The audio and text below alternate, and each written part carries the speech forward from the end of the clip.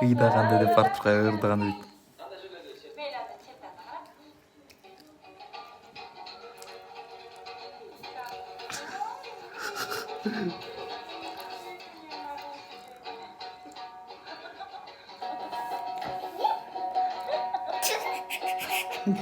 Жанат экен кантип эткен?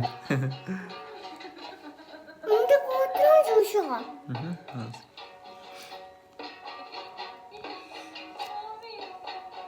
Анна.